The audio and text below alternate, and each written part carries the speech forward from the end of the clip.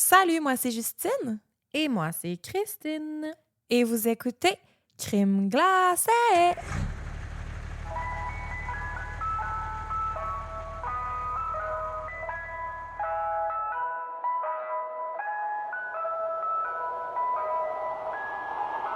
Yeah! Yeah! Ouh, Christina Aguilera est parmi nous ce soir. OK, excusez. Salut tout le monde. Salut tout le monde! Est-ce que vous allez-vous bien?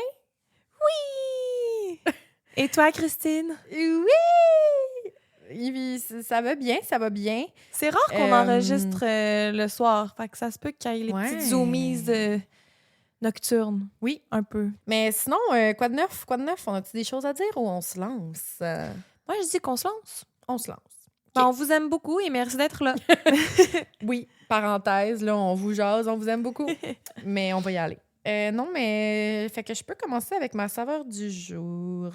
Je bois souvent des boissons sans alcool ces temps-ci, les atypiques. C'est genre ma boisson préférée, s'il vous plaît. J'ai jamais goûté. Commanditez-nous. C'est vrai? Mhm. Et moi, je ne bois que ça, là. Je suis accro. Puis là, j'ai découvert en allant à Québec que à l'épicerie proche de chez ma mère, il y avait des pina coladas. Hein? Fait que là, j'étais comme, mais pourquoi pas me pogner une petite eau pétillante / pina colada sans alcool? Miam. Puis c'était vraiment bon. Genre, ça m'a surpris parce que je suis pas comme quelqu'un qui prend vraiment ça des pina coladas, là, à part la seule fois que je suis allée au Mexique là, avec vous, en tout cas. Fait que... mais c'est ça, puis en la buvant, avec le gros soleil dehors, même s'il neigeait, là, je me sentais l'été.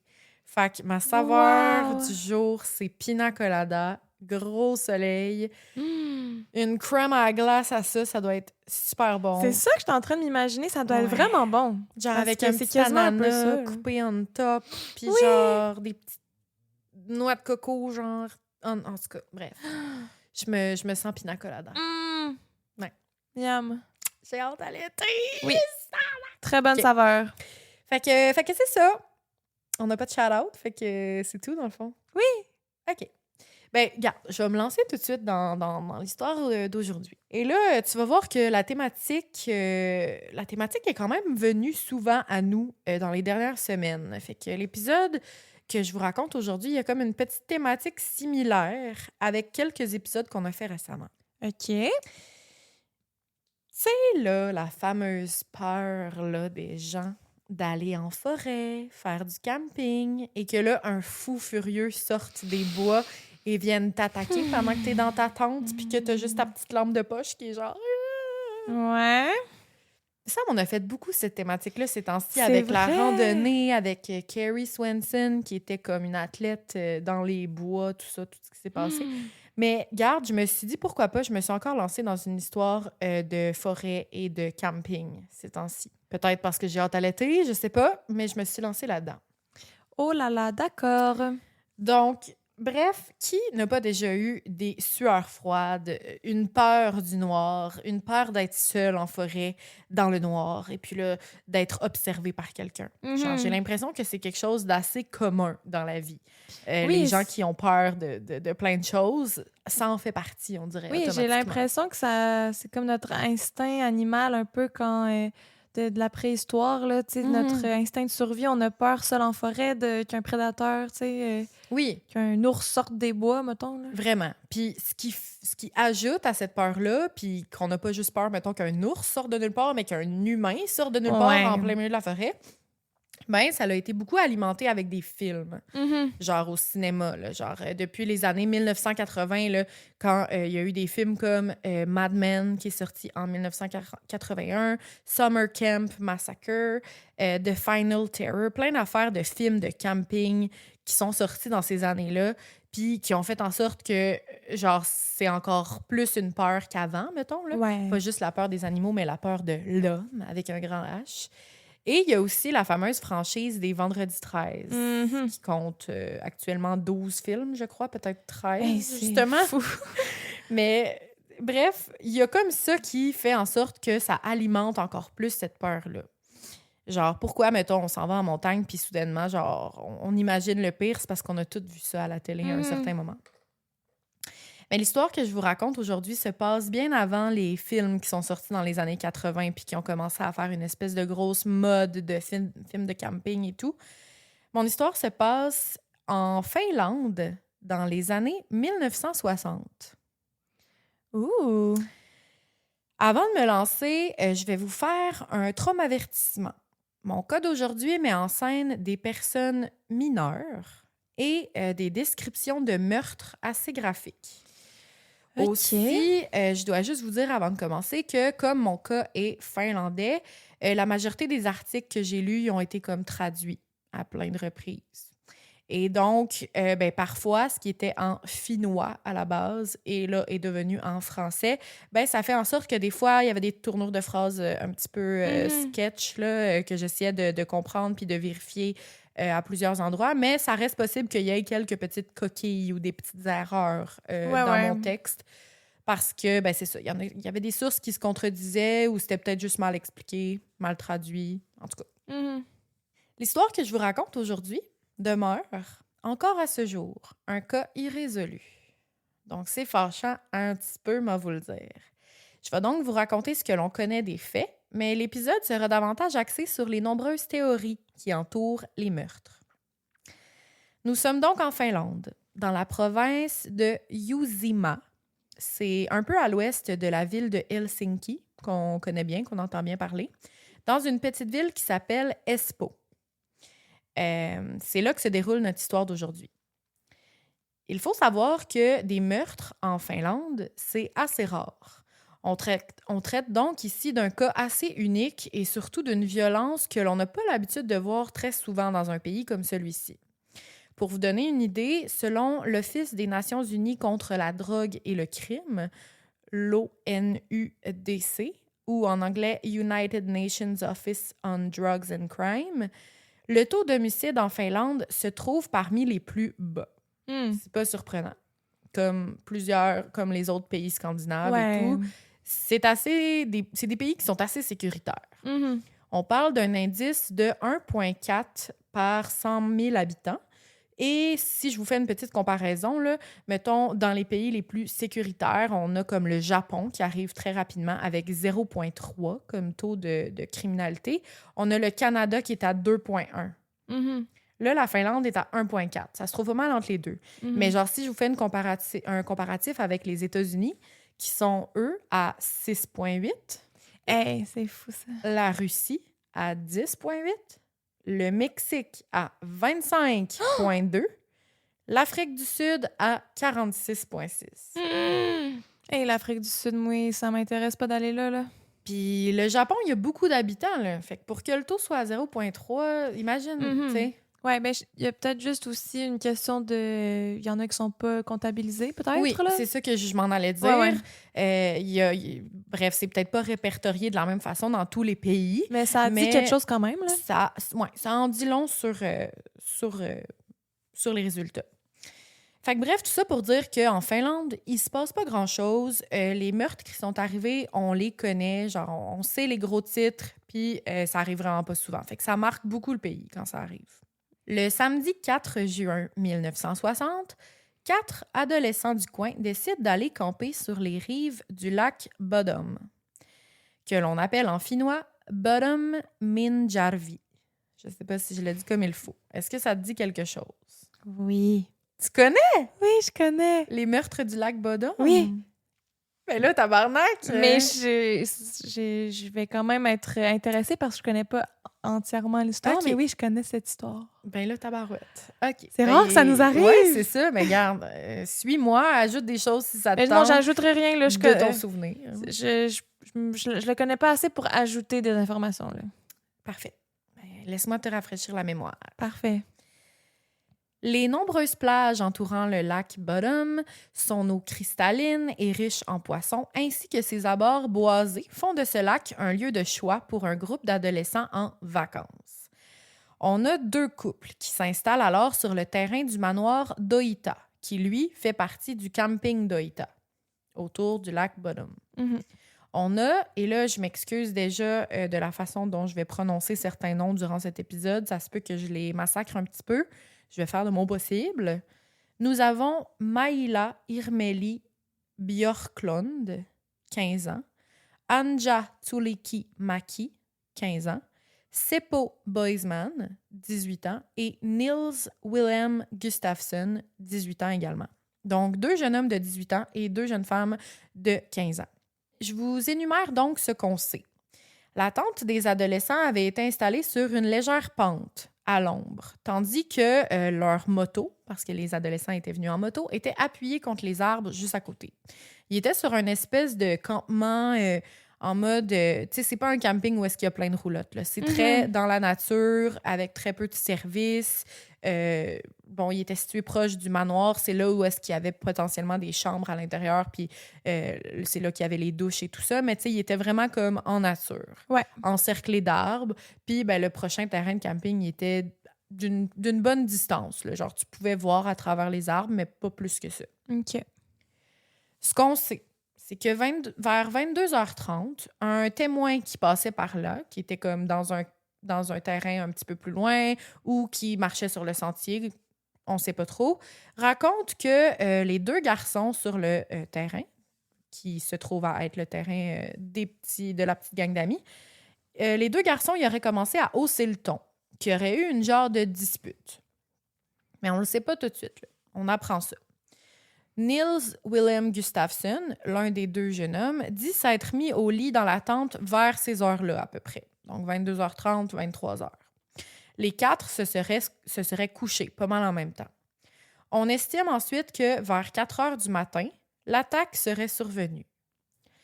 Qu'est-ce qui s'est passé entre ces eaux-là? On ne le sait pas non plus, mais on estime que c'est à peu près vers 4h du matin qu'il serait arrivé quelque chose. Un inconnu aurait tout d'abord commencé par couper les cordes de la tente du jeune groupe de campeurs. Depuis l'extérieur, là. Fait qu'en marchant autour de la tente, il aurait comme coupé les cordes, puis coupé les espèces de... Ben, ce qui tient la tente dans les airs, là. Ouais. Ce qui fait en sorte que la toile, elle serait donc soudainement tombée sur les adolescents, puis formé un genre de drap là, qui les recouvrait tout le monde, là. Genre, les 4 sont couchés ensemble, puis là, la tente leur tombe dessus, genre. Ah, mais pourquoi tu fais ça? Genre tranquillement, tu sais.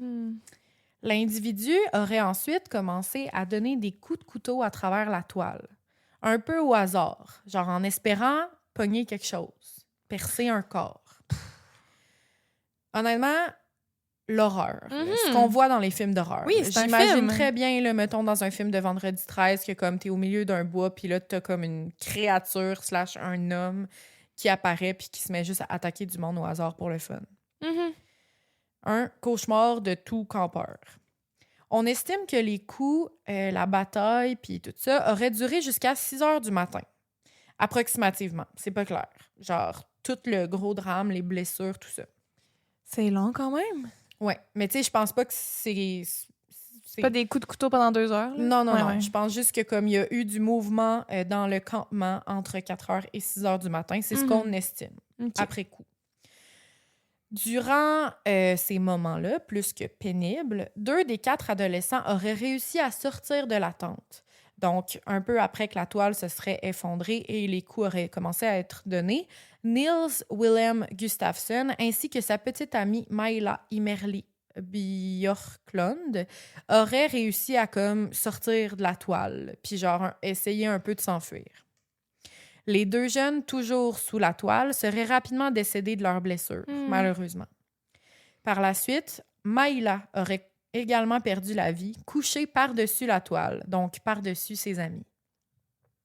C'est elle qui avait le plus grand nombre de blessures. Peut-être parce qu'elle était justement à découvert, peut-être parce qu'elle aurait essayé de s'enfuir, on ne sait pas trop. Nils, lui, aurait été découvert, lui aussi couché sur le dessus de la toile, entremêlé au corps de ses amis, puis dans la toile de la tente, mais pour sa part, toujours en vie. Donc là, on parle de 3 meurtres et une personne qui est en train d'essayer de survivre. Vers 6h du matin, 2 hommes qui venaient dans le coin pour observer les oiseaux. Puis là, bon, c'est pas trop clair, là, mais il y avait certaines sources qui faisaient juste dire que c'était comme 2 jeunes hommes qui étaient probablement comme j'ai cru comprendre, dans le camping et qui se levaient peut-être pour regarder le lever du soleil, regarder les oiseaux, juste chiller. Il y a certaines sources qui les appellent 2 ornithologues, là, genre que c'est leur métier de vie d'observer les oiseaux. Bon. Peu importe. C'est vraiment mitigé dans les sources, mais c'est pas important pour l'histoire. Ces deux jeunes hommes-là vont rapporter plus tard avoir remarqué que la tente voisine était comme couchée au sol, comme s'il y avait il avait commencé à la démonter, mettons.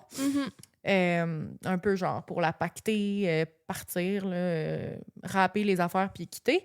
Sauf qu'elle était vraiment comme couchée sur le sol, puis il n'y avait pas genre de mouvement non plus dans le site. Il aurait rapporté également avoir vu une silhouette qui semblait celle d'un homme, mais c'est pas clair il y avait quel âge. Il parle de quelqu'un qui était possiblement au blond ou aux cheveux pâles, qui aurait quitté le terrain des adolescents. OK. Donc, ils n'ont pas plus de détails que ça, mais ils sont capables de dire par après qu'à peu près vers 6 heures du matin, quand eux autres qui étaient là puis qui observaient les oiseaux, il y aurait eu comme un homme qui aurait quitté puis qui avait l'air de provenir du terrain d'à côté, mais il n'est pas trop sûr. Un homme blond, pas trop sûr. Un témoignage oculaire, là, tu sais. Ouais. Ça vaut ce que ça vaut.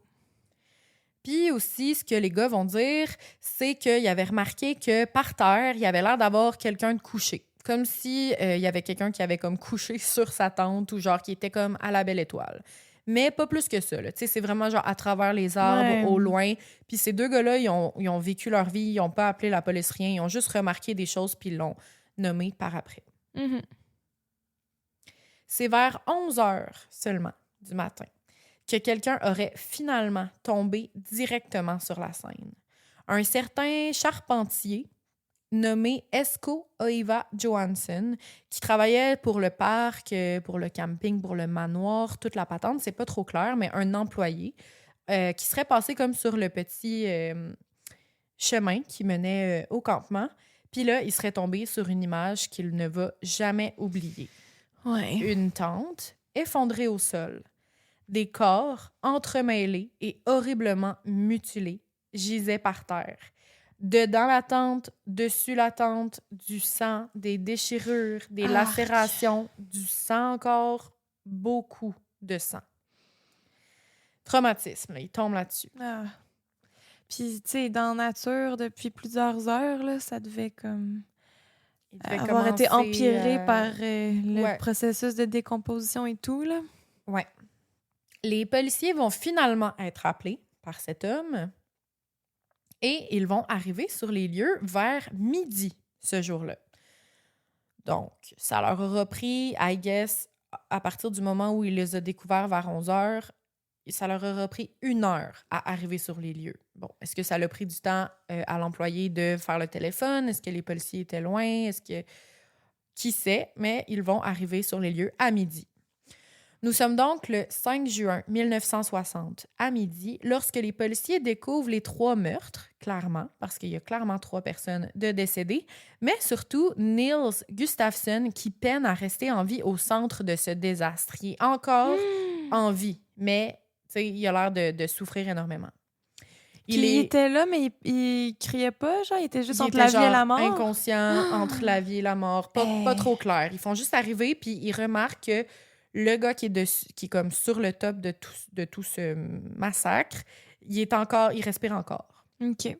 On va apprendre par après qu'il souffre à ce moment-là de lésions cérébrales, qu'il a une commotion cérébrale, une fracture de la mâchoire et de certains os dans le visage et une profonde lacération à la joue, probablement causée par une arme blanche, un couteau, genre. Et là, pour vous rassurer tout de suite, par miracle, on se dit à ce moment-là, il survivra. Yes. Que s'est-il passé donc dans la nuit du 4 au 5 juin 1960? C'est ce qu'on se demande dès les débuts de l'enquête. Une enquête qui, malheureusement, comme on le voit un peu trop souvent dans les cas qu'on couvre, on dirait, sera dès tous ses débuts bâclée. La police locale, arrivant sur une scène de crime terrible qui n'a pas bougé depuis au moins 6 heures, parce qu'on va être capable d'estimer que ça s'est terminé à peu près vers 6 heures du matin, là, il est rendu midi, n'a pas trouvé bon de sécuriser le périmètre de la scène du crime, ainsi que les preuves potentielles, genre les mettre en sécurité. Pourquoi? C'est quoi le raisonnement derrière ça? Leur arrivée va immédiatement soulever l'inquiétude des gens du camping, mais aussi de plusieurs gens dans les environs. Il y a beaucoup de policiers qui arrivent. Ils s'en vont dans le parc, dans la forêt. Qu'est-ce qui s'est passé? Puis là, il y a plein de gens qui campaient dans les environs, qui réalisent qu'il se passe de quoi de grave, tu sais. Fait que là, ça fait qu'il y a beaucoup, beaucoup de monde qui s'amène vers la scène de crime. Ah oui. Puis il n'y a pas de petites pancartes, il n'y a pas de petits rubans qui protègent les lieux. Fait que là, en ce moment, ce qui arrive, c'est qu'il y a plein de monde. Il y a des gens qui prennent des photos, il y a des gens qui piétinent les lieux environnants, donc qui risquent de briser des preuves, des preuves, matérielles possibles. Ben oui. Vraiment, là, il y a de plus en plus de monde qui s'approche. Il y a des photos de tout ça. Là, c'est comme juste à côté du manoir, là, l'espèce d'endroit, j'ai l'impression qu'il y avait les douches et tout ça. Il y a énormément de monde, là. Puis c'est une scène macabre, là, genre. C'est une tente imbibée de sang avec, genre, clairement 3 personnes décédées à l'intérieur qui ont clairement été tuées. Puis, genre, aucun contrôle, là, le chaos total, genre. Les policiers vont vite faire appel aussi aux soldats de l'armée du coin pour venir aider à essayer de trouver, à genre ratisser le territoire pour essayer de trouver des preuves, genre le plus de monde possible. Sauf qu'en faisant ça, c'est encore une fois d'amener le plus de monde possible sur le territoire, alors que j'ai l'impression qu'ils devraient faire l'inverse, c'est-à-dire éliminer le plus de monde possible pour ensuite être capable de vraiment y aller au peigne fin, tu sais. Ouais. L'armée aurait pu gérer le public et leur dire de s'en aller, là, à la place. Donc là, on appelle l'armée pour, trouver potentiellement des indices, certaines preuves médico-légales, sauf que aussi, il y a probablement un potentiel meurtrier en liberté. Fait que là, t'amènes juste une grosse gang de monde qui cherche un peu n'importe quoi pour trouver une solution. Fait que c'est un peu le bordel. Ça va entraîner une contamination supplémentaire de la scène de crime et rendre certaines preuves, justement, quasi impossibles à recueillir. Comble de l'ironie, la plupart des objets disparus ne seront jamais retrouvés. Donc, le plus de monde possible pour essayer de trouver des choses, puis malgré tout leur effort à mettre le plus de monde possible, genre, il y a quasiment rien qui aura été retrouvé. T'sais. Mais ouais, OK. En plus, un crime sanglant, là, tu sais. Tu trouves des gouttelettes de sang qui mènent quelque part, là? Ouais. Le meurtrier avait, entre autres, emporté plusieurs objets qui ont intrigué les enquêteurs. Notamment, genre, il y avait un portefeuille qui était manquant. C'était un peu aléatoire. Il y avait les clés des motos des victimes qui avaient disparu, mais les motos étaient encore là, tu sais. C'est pas comme s'il avait voulu voler les motos. Fait que c'était comme plein d'objets un peu aléatoires. C'était pas clair s'il s'agissait d'un vol qui avait mal tourné parce que il restait des portefeuilles et de l'argent dans la tente, mais il y en avait un qui avait disparu. Fait que c'était comme un peu aléatoire, puis ça l'a laissé tout de suite un gros doute, genre, dans la tête des policiers. Certains vêtements des victimes avaient disparu. Genre, pourquoi certains des vêtements? Entre autres, les chaussures de Gustafsson, celui qui a survécu au massacre. On va d'ailleurs retrouver les chaussures de Gustafsson, même s'il y a beaucoup d'affaires qu'on n'arrivera pas à trouver. Ben, les chaussures, on va les retrouver à peu près, puis là, ça varie entre les sources, là, mais entre 400 et 800 mètres plus tard, dépendamment des sources. Les souliers de Gustafsson, juste là, dans la forêt. C'est pas si loin, là, 400 mètres? Genre, c'est vraiment pas très loin du lieu du crime, donc c'est assez étrange. Puis surtout qu'on retrouve pas d'autres choses. On trouve pas grand-chose. Björklund, la petite amie de Gustafsson, a été retrouvée, elle, dévêtue du bas du corps, allongée sur la tente. Donc, je vous rappelle, il y en avait 2 qui étaient à l'intérieur de la tente, qui avaient clairement jamais pu sortir de là et qui étaient probablement décédés en premier. Mais la petite amie de Gustafsson était, elle, sur le dessus de la tente et elle n'avait plus de pantalon, plus de sous-vêtements, rien. Ce qui nous porte à croire... Il y a peut-être eu quelque chose de sexuel ici. Ouais, on dirait qu'il y a comme une motivation sexuelle. Puis Gustafsson, il était aussi au-dessus de la tente inconscient? Inconscient. Il y avait ses vêtements, mais il n'y avait pas ses bas, puis il n'y avait pas de souliers. Il était pieds nus. C'est bizarre. Bizarre. La petite amie de Gustafsson, comme elle était par-dessus la tente, on ne sait pas exactement pourquoi, mais c'est la victime qui avait le plus de blessures sur elle. Ouais. Elle avait été poignardée à multiples reprises. Elle avait été attaquée avec voyons, clairement un couteau, mais également genre une autre arme, un autre objet contondant. On parle peut-être d'une pierre, genre d'une roche, quelque chose comme ça. Son autopsie va révéler qu'elle a été poignardée à de nombreuses reprises, environ une 15aine de fois. Ouf. Et ce, même après sa mort. Donc, post-mortem, le meurtrier aurait encore continué à l'attaquer alors qu'elle était déjà décédée. T'sais. Ça a l'air de la rage, là. Il y a quelque chose... Puis pourquoi juste elle? Oui, de vengeur, on dirait. Les 2 autres adolescents ont été tués avec moins de brutalité, si on peut dire ça. Les enquêteurs vont examiner la scène et déclarer que le meurtrier n'a pas blessé les victimes à l'intérieur de la tente, mais les a plutôt attaquées de l'extérieur, avec un couteau et un objet contondant, comme je vous l'ai dit, peut-être une pierre, à travers les parois de la tente. Donc, ça va être très clairement... c'est clair pour eux, la scène. Ils n'étaient pas à l'intérieur de la tente quand ça s'est passé. Gustafsson, il a été retrouvé, comme je vous l'ai dit, allongé, pieds nus et en état de choc. Interrogé le plus tôt possible à l'hôpital, il va affirmer n'avoir aucun souvenir des attaques, hormis une espèce de vision d'un individu. Il dit avoir comme un peu vu l'attaquant. Il le décrit comme quelqu'un d'habillé tout en noir. Il parle de rouge vif. Au début, il mentionne que c'est ses yeux qui étaient rouges vifs. Après ça, il dit que c'est peut-être ses vêtements. C'est pas trop clair. OK, ouais. Mais il dit qu'il se rappelle vraiment de rien d'autre. D'après les enquêteurs, le schéma de l'attaque indique que l'assassin cherchait avant tout à causer la mort de ses victimes le plus rapidement possible. De ce fait, il aurait infligé aux adolescents de nombreux coups de couteau à l'abdomen et au visage, ainsi qu'un broyage de leur crâne à l'aide d'un objet lourd, genre une grosse roche. Ouais, c'est violent, là. C'est violent, puis ça veut être fait le plus rapidement possible. Genre, c'est comme... c'est fini, là. C'est genre, je ne veux pas prendre plaisir. Ben peut-être, mais je veux dire, je les tue et c'est rapide et je quitte. Une chasse à l'homme va donc être lancée. On veut trouver c'est qui le meurtrier, puis on veut essayer de comprendre qu'est-ce qui s'est réellement passé en trouvant le plus de preuves possible.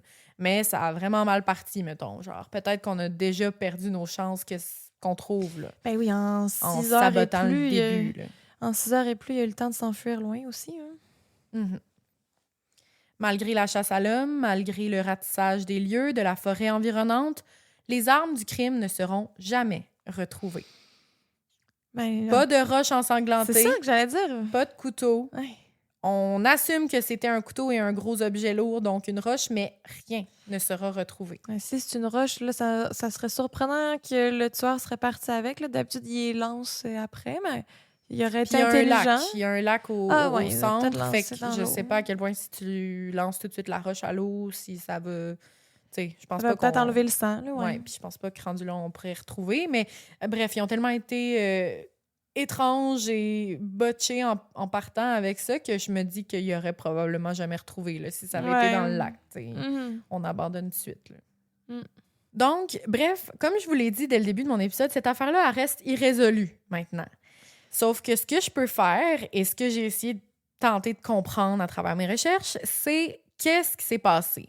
Puis là, il existe plusieurs théories. Ouais. Beaucoup de monde ont leur mot à dire là-dessus. Il y avait énormément de théories sur Reddit, des gens qui disaient ce qu'ils pensaient, qui donnaient leur hypothèse de tout ça.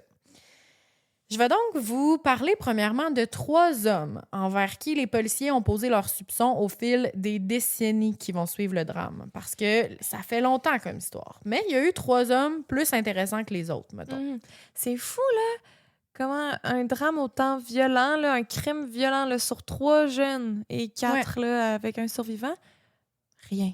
Ouais. C'est surprenant, là. 3 tués, 1 qui se rappelle de rien. Ouais. Aucune trace autour, des objets portés disparus, pas retrouvés, des objets étranges.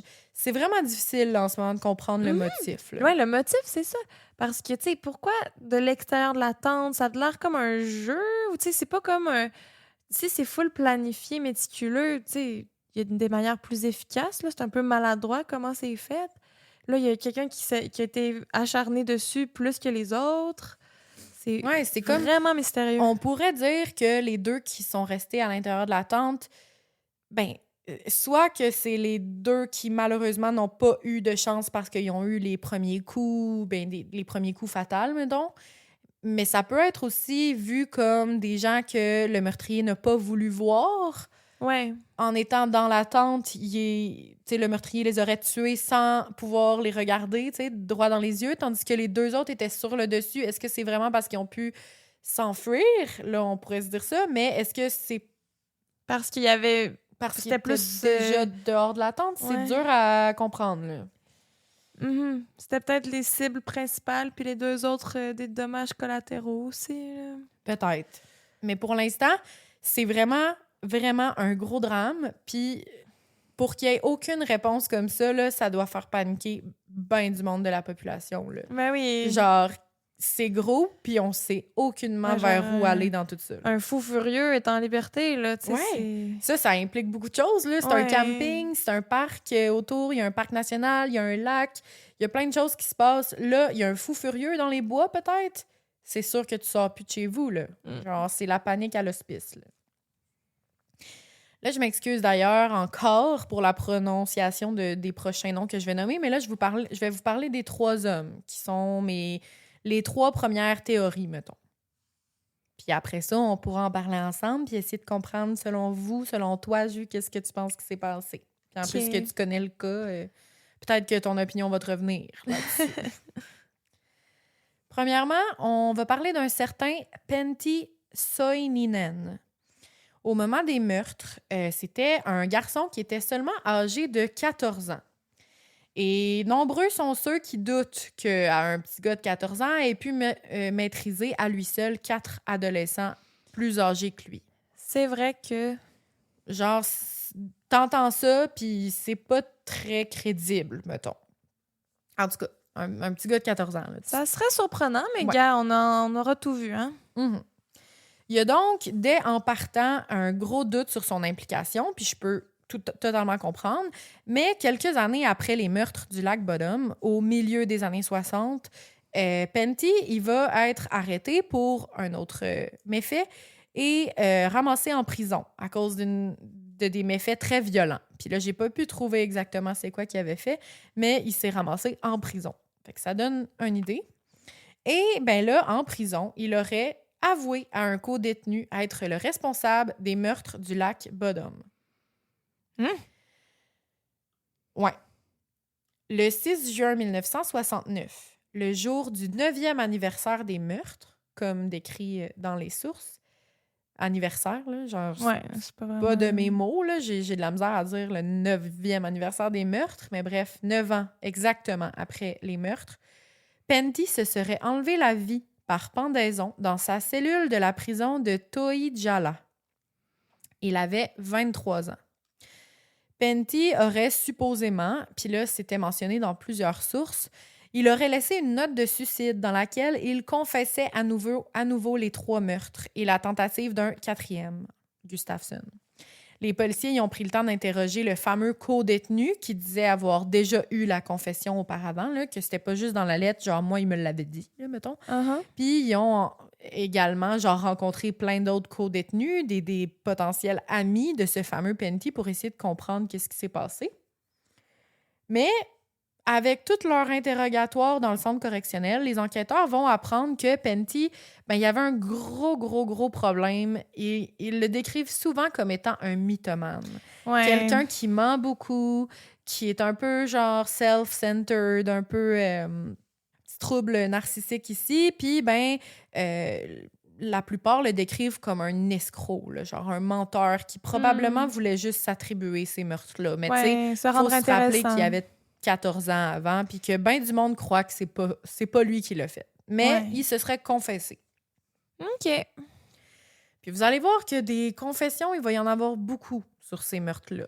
Je comprends pas pourquoi. Je suis comme, pourquoi faut que ce soit toi l'auteur des... Pourquoi il y en a plusieurs qui se disent être l'auteur des meurtres du lac Bottom? Genre, pourquoi? Puis on voit ça souvent, là. Oui! Donc, bref, les incohérences présentes dans les déclarations de Pentti, ainsi que les témoignages de tous les co-détenus, ses buddies qu'il y avait en prison, tout ça, à son sujet, vont finir par l'enlever de la liste des suspects. Ouais, moi, je suis d'accord avec ça. Ouais, les policiers sont comme, ils gardent. Il n'y a pas tant d'éléments qui le relient réellement au crime de toute façon.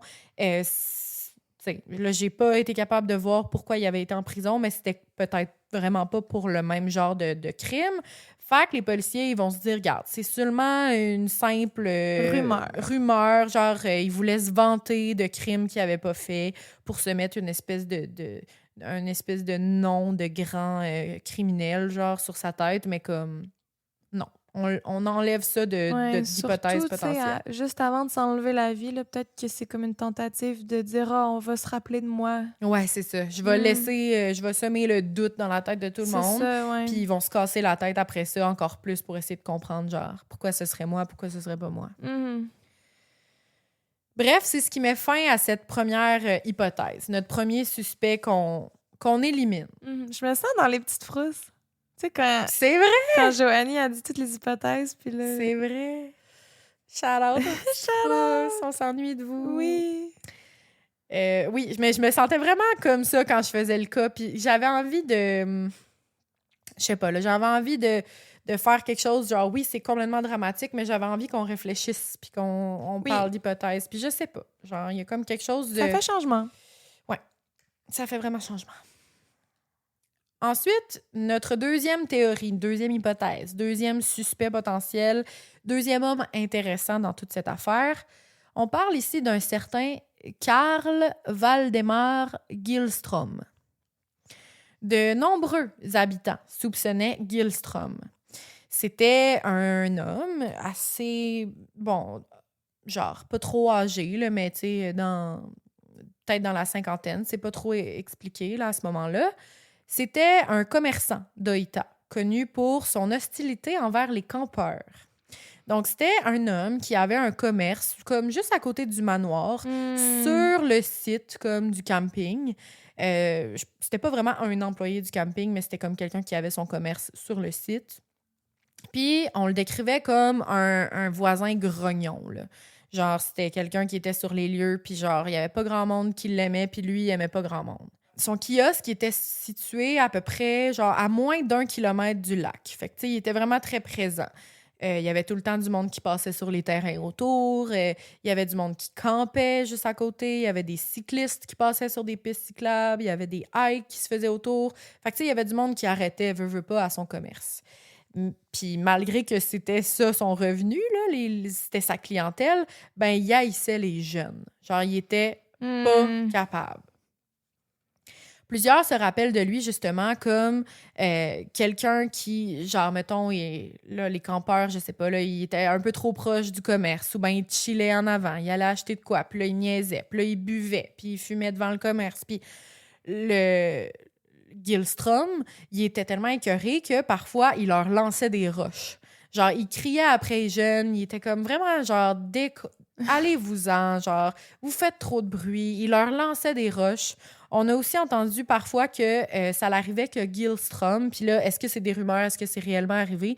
Il y a certains campeurs qui auraient ramené que le vieux monsieur gossant grincheux, il aurait coupé les cordes de leur tente pendant la nuit.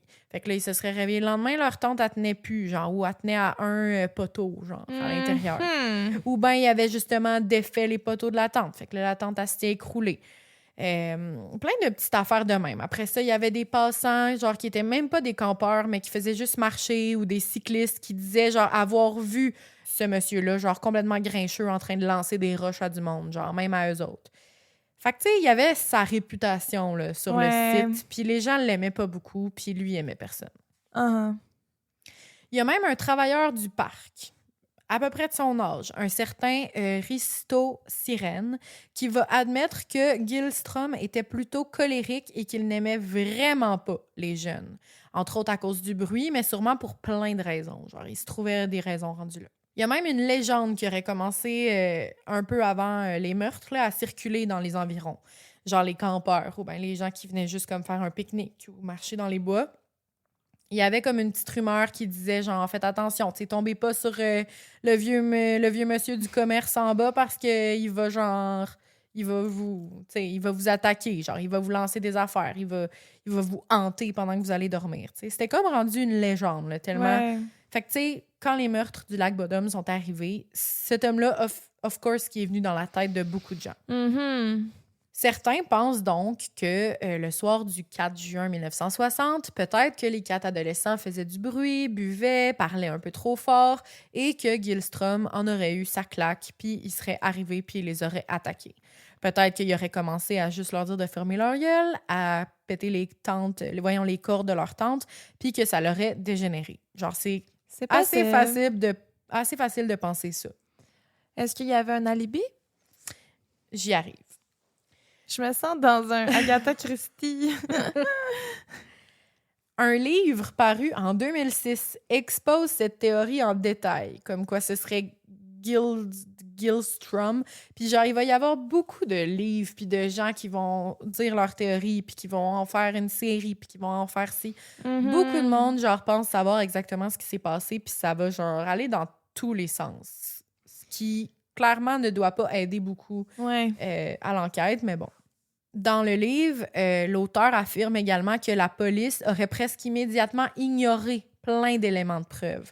Genre, en sachant très bien que c'était probablement Gyllström, mais que comme c'était un homme assez, genre, notoire, puis qu'il y avait comme un barrière de langue entre cet homme et le reste de la population, ben il aurait comme préféré ignorer, ou il y aurait eu, genre, des petits problèmes, genre, dans la traduction de tout ça, ce qui aurait fait qu'on aurait comme pas bien fait le travail, genre.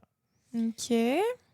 Il y a même des rumeurs comme quoi on dit que ce dernier, il aurait avoué les crimes à un certain moment à des voisins, genre à du monde qui était dans le coin, puis peut-être qu'il faisait chier ou whatever, puis il était comme, ben oui, c'est moi qui l'ai fait. Genre, il y a des rumeurs qui disent que même lui aurait avoué. Mais tu sais, tout ça, on peut rien faire. Ouais, puis ça, c'est pas prouvable. Ouais. Sauf que là, il y a pas à son petit commerce, mais à sa maison, il y a son voisin qui était son voisin et comme quelqu'un d'assez proche de lui, va révéler qu'une fois, pendant que Gyllström était sur les influences de l'alcool, il aurait avoué avoir fait les meurtres du lac Bodom. Et c'est une chose qui va être répétée 4 fois par la suite. Donc, à 4 autres reprises, il aurait techniquement fait des aveux. Toujours quand il était en état d'ébriété. Puis tout ça, ça va sortir par un peu n'importe qui veut mettre son hypothèse dans l'histoire.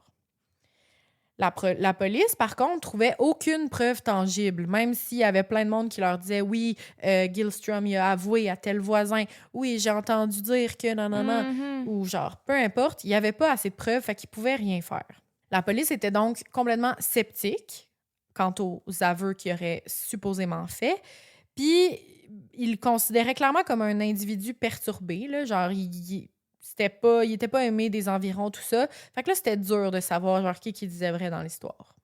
Il y a une autre affaire qui fait que Gyllström, on pense que c'est peut-être lui qui avait quelque chose à voir là-dedans. Quelques jours après les meurtres, il aurait été aperçu par des gens du village en train de couler du béton dans le puits qu'il y avait dans son jardin. Ouais. Fait que là, genre, il y a du monde qui serait passé proche, puis genre, ah oui, quand je suis passée, il était en train de couler du béton dans son puits.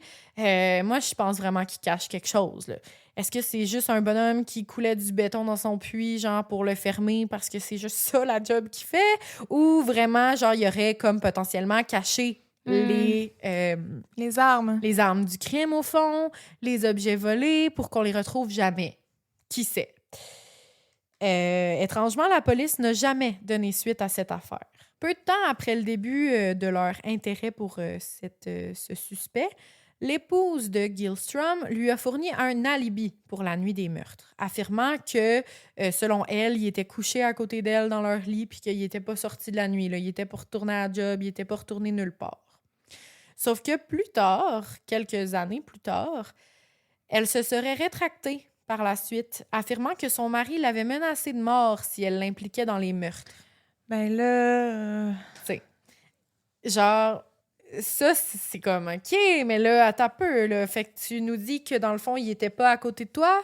Est-ce que c'est juste une femme qui a voulu protéger son mari? Est-ce que c'est une femme qui avait réellement peur de son mari? C'est dur à dire.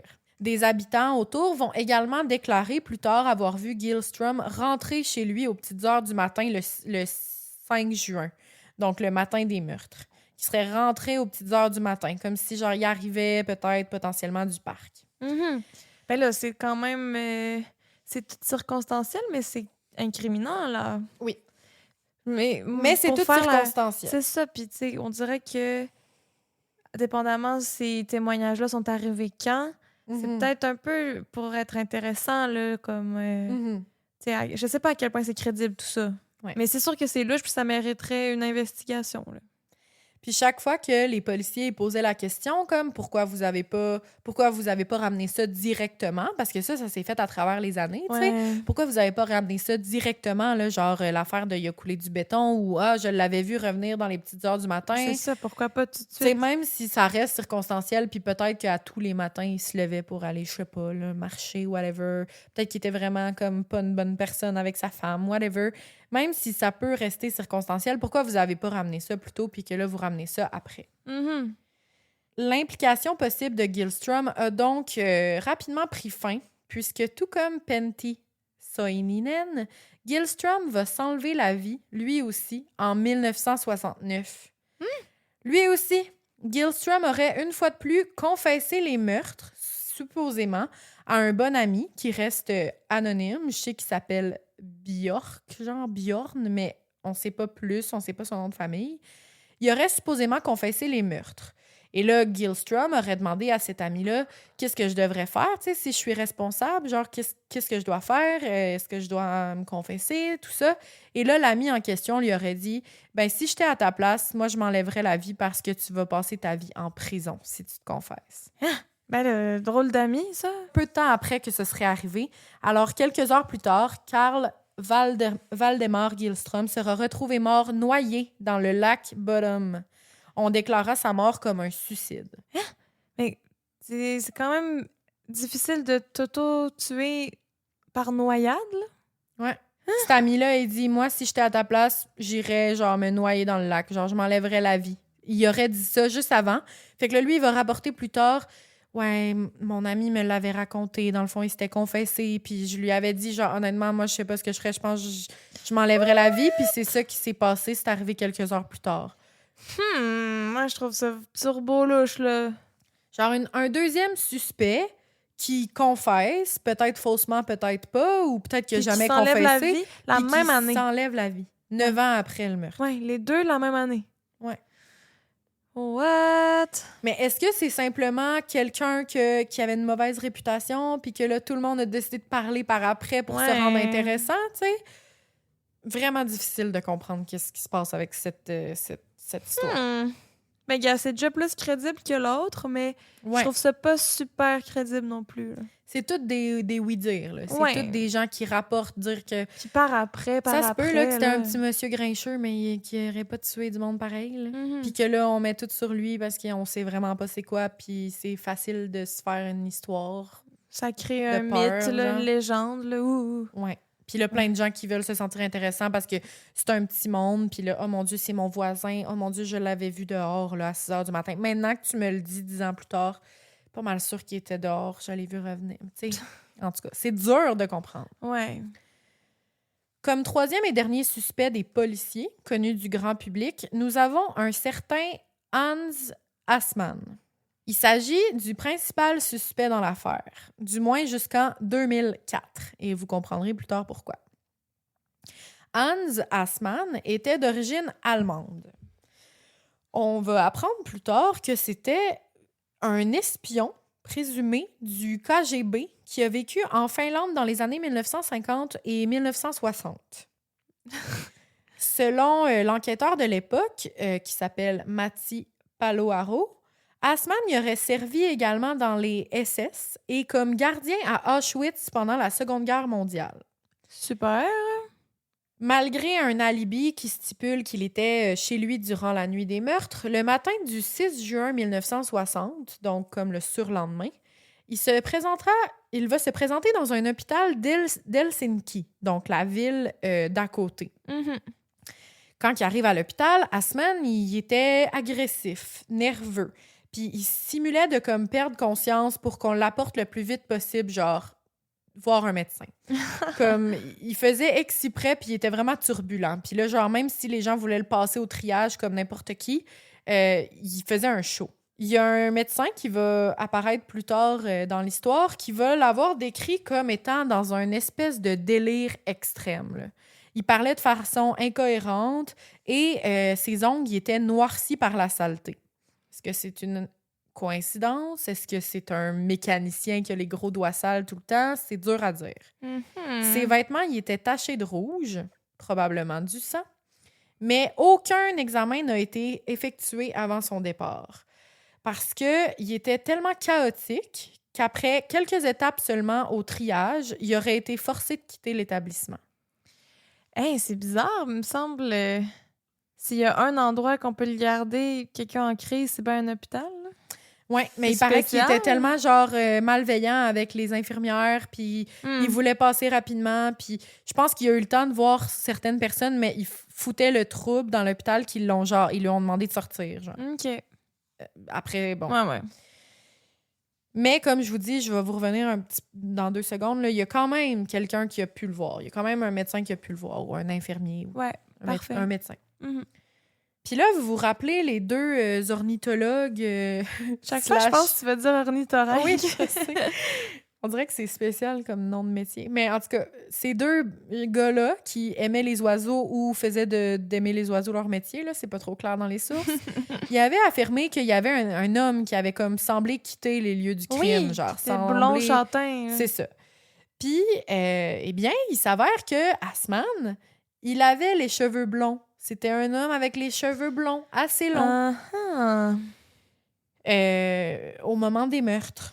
Lorsque cette information aurait été rendue publique, donc partout, comme quoi on cherche potentiellement quelqu'un avec les cheveux blonds, Assman se serait rasé la tête. De plus, les vêtements qu'il portait en entrant à l'hôpital vont être décrits par après, quand que les policiers vont entrer en contact avec eux. Et ça va être décrit genre dans les mêmes descriptions que les 2 hommes qui aimaient les oiseaux ont décrit les vêtements au loin. Donc, on pense que ça se ressemble pas mal. Là. À date, on voit des petits clous là, dans tout ça. Puis si c'est des observateurs d'oiseaux qui ont des bons yeux, là. Moi, je pense que je ferais confiance à leur témoignage, finalement. Si leur job, c'est d'observer, là. Genre, moi, mettons, je vois un oiseau au loin, je le vois, il est tout gris. Ben eux, ils vont être non. Regarde, sous son aile, il y a du bleu. Fait que j'avoue que je ferais confiance à leur vision. J'avais pas pensé à ça, mais moi non plus, ça vient de... me popper, là. Un autre détail va apparaître un peu plus tard, en 2003, lorsque le docteur c'est loin, par contre, là. Ouais. 60 ans, non, 40... fucking loin. 43 ans après, là. Puis genre, pourquoi autant longtemps après, Bref, le docteur Jorma Palo, ancien médecin de l'hôpital local de Helsinki, va affirmer avoir soigné un homme qui apparaissait suspect. Il l'aurait passé au triage pour le rencontrer. Il parle d'un homme grand, aux cheveux blonds, puis il est pas mal sûr qu'il s'agissait de Hans Assman. Elle a 43 ans après. Genre beaucoup trop d'années après. Puis il va dire qu'il se rappelle très bien qu'il y avait comme du sang sur lui, cet homme-là, puis qu'il avait dû faire comme les analyses. Mais là, il sort ça 43 ans après. Puis il dit que quand il a fait les analyses, puis que les analyses, les résultats sont revenus, c'était pas du sang qui lui appartenait, qui était sur lui. Mais le docteur, Jorma Palo, va ensuite publier plusieurs ouvrages qui émettent l'hypothèse qu'il avait soigné ce jour-là le meurtrier des meurtres du lac Bottom. Mais là, il veut juste avoir son moment de gloire, là. C'est vraiment difficile, genre, de savoir quoi penser dans tout ça. Là. L'ancien inspecteur principal de l'enquête que je vous ai nommé, Matti Paloaro, soupçonnait également Assman d'être responsable de 5 autres meurtres. Oh. Donc, c'est un suspect qui est resté quand même longtemps, là, qui n'ont rien pu faire malheureusement, mais qui est resté longtemps. Assman pouvait, selon lui, être lié à des homicides non résolus en France, tels que le meurtre de Holly Kiliki Sahari, une jeune femme de 17 ans, à Isojoki en 1953, le meurtre de Eli Imo en 1955, le double meurtre dans un camping de Tulilahti en 1959, ainsi que le meurtre de Sirkka-Liisa Valgius en 1963. OK. Tous des adolescents, un double meurtre dans un camping, puis tous des meurtres qui se sont déroulés pendant les années où il était en Finlande. OK, ouais. Donc, il essayait vraiment de relier, Asman à ces 5 meurtres-là. Donc, ces 4-là, ainsi que... ces 5-là, ainsi que le 6e du lac Bottom, tu sais. Mm-hmm. Il y avait vraiment des raisons de croire que c'était lui. Asman, de plus, vivait à moins de 5 km du lac Bottom, à proximité des rives. Donc, il y avait une petite maison dans le coin. Donc, ça se pourrait. Ça ajoute, aux possibilités que ce soit lui. Ouais, c'est un bon suspect, mais on n'a pas grand-chose, là. Malheureusement, peu de temps après les meurtres du lac Bottom, il va retourner... En fait, il va aller s'installer en Suède et c'est dans ce pays qu'il va mourir en 1990. On apprend de lui, puis là, on pourrait faire toute une grosse affaire sur Hans Asman, là, mais on apprend qu'il aurait potentiellement avoué quelques meurtres sur son lit de mort, dont des meurtres parmi ceux-là qu'on pensait en Finlande, mais qui sait? On pourra jamais savoir parce qu'il est mort. C'est mystérieux, là. Un dernier détail qui alimente encore plus les soupçons qui reposent sur Hans Asman, c'est un portrait robot qui aura été fait du tueur. Et nous avons le portrait robot et il ressemble comme 2 gouttes d'eau à Hans Asman. Il a été fait quand, le portrait robot? C'est un portrait robot qui va avoir été fait avec l'aide de Niels Gustafsson, le survivant. Il va avoir été fait dans les moments là, qui ont suivi le drame. OK. Tu sais, c'est vraiment là, une image floue. Là, comme c'est pas un très beau portrait robot. Là. On dirait même pas un humain, là, limite. On dirait un peu un cartoon. Il y a des gros yeux globuleux. Mais il ressemble à Hans.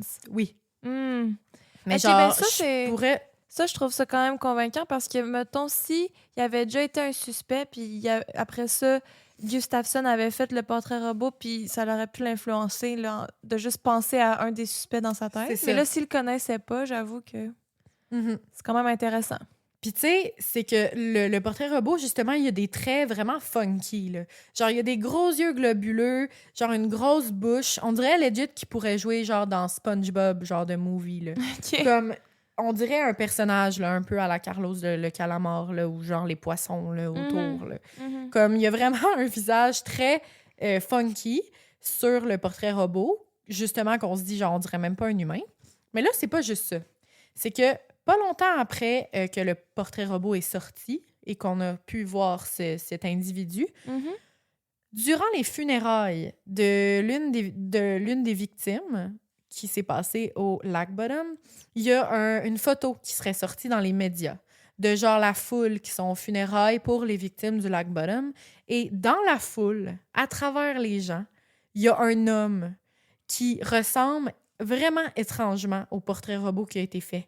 À travers toute la foule, il y a un homme qui ressemble à un fucking personnage de Bob l'éponge. Là. Il doit pas en avoir 12, là. Ben, c'est ça. Fait que si c'est juste une coïncidence, je m'excuse à ce monsieur, là. Mais tu sais, il y a des gros yeux globuleux, il y a vraiment une face atypique, puis ça ressemble vraiment au portrait robot. Donc là, on se dit... Hans? C'était-tu Hans? Parce qu'il ressemble, là, vraiment. Hans ressemble... à la petite photo, puis là, je vais vous les mettre là, sur les réseaux sociaux. Allez voir sur Instagram. Likez, commentez nos posts, d'ailleurs. Puis vous allez voir, là, sur la photo, là, tu vois, là, entouré le personnage. Fait que Hans Asman ressemble à ce personnage, ressemble au portrait robot. Les 3 ensemble, là, on dirait que c'est ça. OK. Ça, c'est le détail qui nous pousse à croire encore plus que ce serait lui. Est-ce que c'est un addon? Est-ce que vraiment, tu sais, c'est comme trop... imprécis pour être vrai, c'est dur à dire. Ben, je trouve ça quand même convaincant, mais le docteur qui décide de sortir du silence 40 ans plus tard, ça, je trouve ça bizarre un peu. Oui, en effet. Pour sortir des livres après, faire de l'argent là-dessus, puis ça. amener sa théorie. Là. Tu sais, déjà qu'il y a beaucoup de monde qui l'ont fait. Là. C'est ça, c'est comme... Ouais, c'est étrange. Mais ça se pourrait. Ça se pourrait que Mais tu sais, c'est étrange. Mais bon, comme on le dit, c'est peut-être juste une coïncidence, encore une fois. Malheureusement, on n'aura jamais une réponse confirmée à 100%, je vous le rappelle. C'est fâchant, là. Pauvre victime aussi, là. Vraiment. Ouais. Genre, tu sais, ça nous arrive souvent, là, de faire du true crime que les histoires, finalement, ils tournent plus sur le criminel que les victimes, là. Puis là, surtout des histoires des années 60, 40, 30 qu'on connaît pas trop, là. Mais tu sais, là, on parle plus d'eux, là. On fait juste de demander c'était qui, tu sais. Ouais. C'est dommage. En effet. Puis ça fait comme... Ça rend tout ça, genre, un mythique, genre, puis ça fait comme une légende, un peu. Ouais. On oublie vraiment les victimes, là. Mm-hmm. Puis, tu sais, justement, dans ce cas-là, peut-être parce que là, c'est trop loin, puis c'est un cas qui se passe en Finlande, puis qu'il y a peut-être moins d'articles, mais j'ai essayé de tout lire. J'avais des pages et des pages de genre de notes que je me prenais, puis il y a quasiment rien sur les victimes, là. Mm-hmm. C'est pour ça que c'est pas ça mon épisode d'aujourd'hui. Là, je te parle des théories entourant l'affaire, puis c'est un épisode un peu plus différent qu'on fait pas d'habitude, là.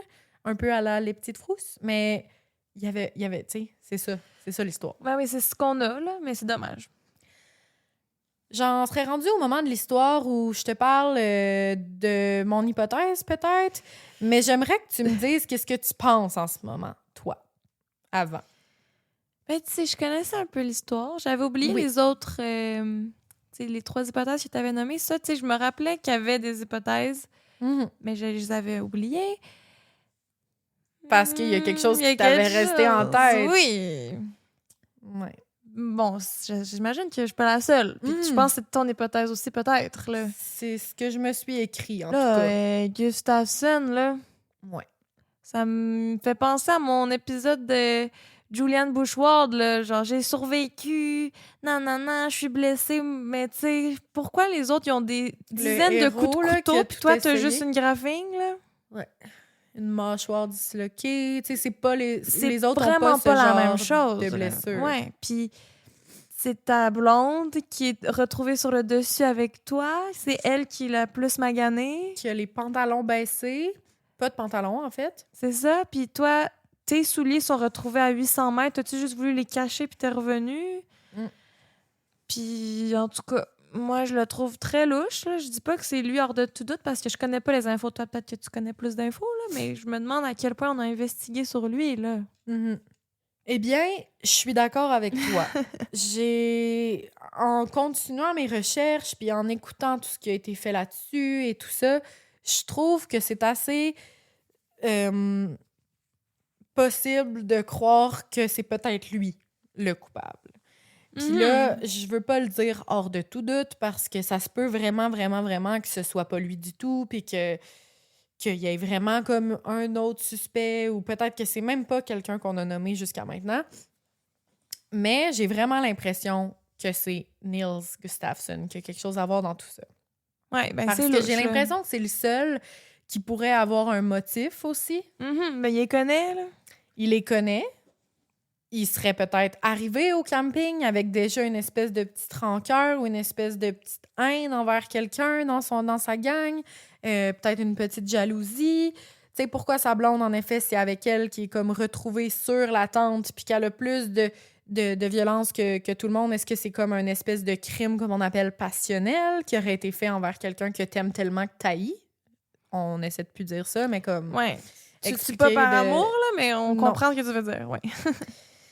Est-ce que ce serait ça, tu sais? Il serait arrivé au camping déjà jaloux. Là, ensuite, on se rappelle, il y a eu comme des gens qui ont rapporté une espèce de dispute. Ils ont rapporté ça par après, mais tu sais, ça se peut qu'il y ait vraiment eu une dispute. Est-ce qu'il se serait chicané avec l'autre dude parce que, je sais pas, il était jaloux puis qu'il pensait qu'il voulait, genre, faire des rapprochements à sa blonde? Qui sait? Genre, j'ai vraiment l'impression qu'il est arrivé au camping avec un but en tête. Puis c'était potentiellement de confronter cet ami-là par rapport à sa blonde ou genre de whatever. Mais bref, s'il n'est pas arrivé avec ça en tête, j'ai l'impression qu'il y a effectivement eu une chicane qui a mal viré. Puis les 2 autres ont malheureusement été des dommages collatéraux, comme tu avais dit au tout début. Puis que lui, ben, il a débordé, puis il s'est rendu à attaquer sa blonde. C'est pas terminé, cette histoire, parce que, justement, je vous disais tantôt, jusqu'à 2004, on pensait vraiment que c'était Hans Assmann. C'est sur lui qu'on misait tout, on essayait de trouver le plus de trucs possible. Tu sais, le médecin qui arrive puis qui est genre « Ouais, là, moi, je suis pas mal sûre que c'était lui », puis tu sais, qui renforce cette hypothèse-là. Ouais. Eh bien, en 2004, les choses vont changer. Après l'incident, Niels Gustafsson, à part avoir fait l'espèce de portrait robot, tu sais, tout ça, lui, il a continué à vivre sa vie normalement par après. Il s'est remis de son trauma. Puis là, j'essaie de parler comme si c'était pas lui, là, aussi. Là. Je veux dire, si c'est bel et bien une victime, comme il le dit, le clame depuis le début. Le sait pas, on veut pas accuser... C'est ça. Ouais. Il a réussi à vivre une vie normale, malgré le trauma, malgré le drame et tout ça. Puis, ben, il s'est fait une blonde qui l'a éventuellement marié et il a eu 2 enfants. Il a travaillé toute sa vie comme étant mécanicien puis chauffeur de bus. Et là, tu sais, on en est rendu à un moment où il est comme en train de prendre sa retraite, en 2004. Sauf que pourquoi ça prend jusqu'en 2004? Eh bien, c'est que parallèlement, les tests ADN sont utilisés pour la première fois dans les années 1980. Uh-huh. Donc déjà, ça prend du temps entre le moment des meurtres et le moment où on commence de plus en plus à genre développer cette technologie-là puis pouvoir utiliser l'ADN éventuellement dans des procès. T'sais, là, pour l'instant, on en était vraiment pas là. Puis en plus de ça, ben, la Finlande, il disposait seulement d'un seul laboratoire qui travaillait sur les recherches d'ADN dans tout le pays. Ce qui est vraiment pas beaucoup. Là. Ouais. Genre, déjà que c'est pas énormément avancé, tu sais, là, ça se trame beaucoup aux États-Unis, puis dans d'autres endroits, fort probablement. Mais là, en Finlande, il y a un seul labo qui... Fait que, tu sais, c'est plus long qu'ailleurs. Sauf que, à la longue, avec le temps, eh bien, les avancées ADN vont arriver, la technologie, tout ça, et là, on va pouvoir arriver à faire quelque chose avec le peu d'informations qu'on a. Parce qu'on se rappelle qu'on a retrouvé les souliers du fameux Gustafsson. Tu sais, genre, pourquoi lui seul était pieds nus, puis lui seul, on a retrouvé ses souliers plus loin, genre. Ouais, mais on a retrouvé rien d'autre. Comme... Pourquoi le tueur enlèverait ses souliers puis les pitcherait plus loin aussi, là? C'est... Ouais. Tu voles pas des running shoes, là? En tout cas... Et là, donc, les souliers, les chaussures de Gustafsson vont être examinés. Et là, une nouvelle série d'accusations s'impose. Étonnamment, sur les chaussures de Gustafsson, on va retrouver le sang des 3 autres victimes, mais pas celui de Gustafsson. Et d'aucun autre sang. Donc, le seul sang qu'on retrouve, c'est les victimes. Il n'y a pas de sang d'un inconnu, puis il n'y a pas son propre sang à lui. Uh-huh. Et ça va vraiment faire poser beaucoup de questions. Genre, comment ça se fait? Tu sais, si mettons, tu sais, pourquoi le tueur aurait enlevé les chaussures de Gustafsson, les aurait mis plus loin, puis ensuite aurait procédé à l'attaque? Genre, si réellement Gustafsson avait ses souliers ou que ses souliers étaient en dehors de la tente, il y aurait eu des éclaboussures. Genre, c'est comme... Puis pourquoi? Tu sais, pourquoi on aurait caché des choses, on se serait occupé des objets avant de s'occuper comme des individus, tu sais. Tu disais, il a été comme slashé d'en face, c'est ça? Ouais. Fait que ça saigne beaucoup. Tu sais, il y aurait une chance là, que des gouttes ne seraient pas tombées sur ses souliers, mais c'est quand même surprenant. C'est ça, je veux vraiment. Dire, c'est peut-être 99,9% de chance que ça touche ses souliers, là, mais... Exact. Puis c'est pas non plus comme si ses souliers ils avaient été emportés plus loin, je sais pas, parce qu'ils ont fait un bain de minuit puis ils les ont oubliés à 500 mètres. Non, il y avait du sang des autres. Il y avait du sang des 3 autres. Mm-hmm. Fait que c'est des souliers qui ont été là pendant les meurtres. Ouais. Mais qu'il n'y a pas eu de sang de Gustafsson. Donc c'est vraiment étrange. Ouais, vraiment. Puis c'est l'information principale qui va faire en sorte que il y a un enquêteur en 2004 qui va se relancer et qui va réouvrir l'enquête. Mm-hmm. Il y a des choses qui viennent d'apparaître et ça ne va pas du tout. C'est surprenant qu'on ne l'ait jamais suspecté avant 2004. Quand même. On va réouvrir l'enquête puis on va miser là-dessus. C'est en fin mars 2004, après près de 44 ans après les faits, Gustafsson va finalement être arrêté. On a assez de preuves, assez de matériel des 2 côtés pour envoyer ça en procès. L'accusation, du côté de l'accusation, on commence à rassembler les preuves, on commence à rassembler tout ce qu'on a, puis on va vraiment miser sur le fait qu'il y aurait eu une potentielle altercation entre Boisman, le jeune homme de 18 ans qui est décédé, et Gustafsson plus tôt dans la soirée. Ils vont dire que peut-être que certaines de ces blessures auraient potentiellement été fait par Boisman, certaines blessures qui ne peuvent potentiellement pas être faites tout seul. Là. Genre, même si tu essaies de te faire le plus de blessures possible, j'imagine que ça doit être assez difficile de te disloquer toi-même la mâchoire. Là.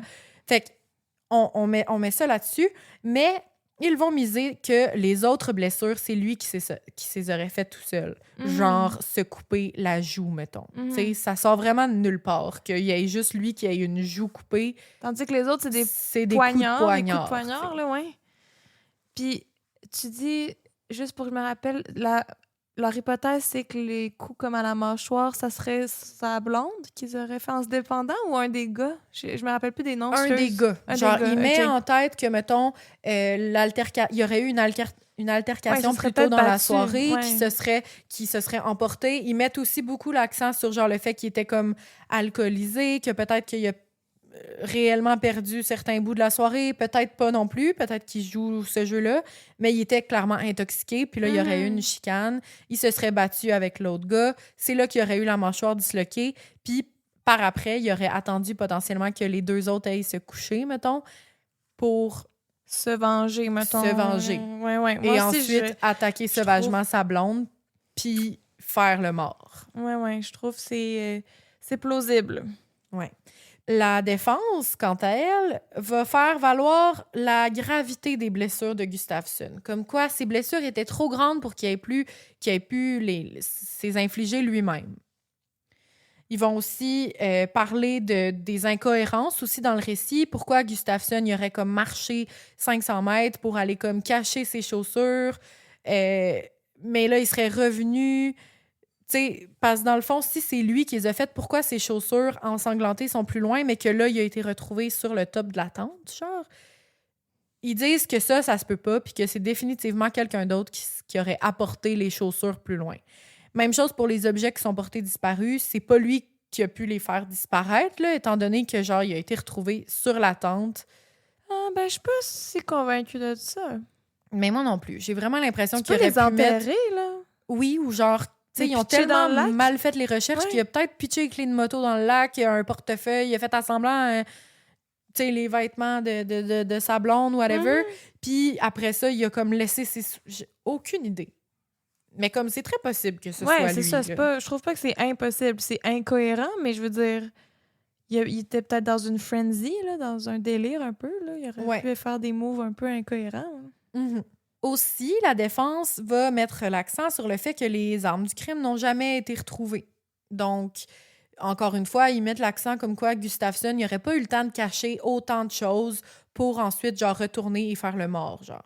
Mais tu sais, il y a beaucoup d'heures qui s'est passé entre la possible attaque, le début de l'attaque, comme les autopsies ont révélé que c'était à peu près dans ces eaux-là, et genre le moment où les policiers sont arrivés. Fait qu'il y a eu quand même du temps. Puis il y a eu des témoins qui ont vu quelqu'un bouger, genre du mouvement, genre du... Fait que peut-être que c'est lui qui était en train de genre setuper une mise en scène. Une mise en scène, puis qu'il y a eu par chance personne qui est passé dans le coin pendant très longtemps. Ça se peut. On a aussi une personne qui va réapparaître au moment de la nouvelle ouverture de l'enquête. Quelqu'un qui dit que, en fait, oui, genre, moi aussi, j'ai entendu une altercation cette soirée-là. J'étais dans le camping plus loin. Donc, on a un nouveau témoignage qui affirme qu'il y aurait eu une chicane dans la soirée avant que tout ça arrive. Mais tu sais, vraiment beaucoup d'années plus tard, c'est difficile à faire valoir ça comme en cours.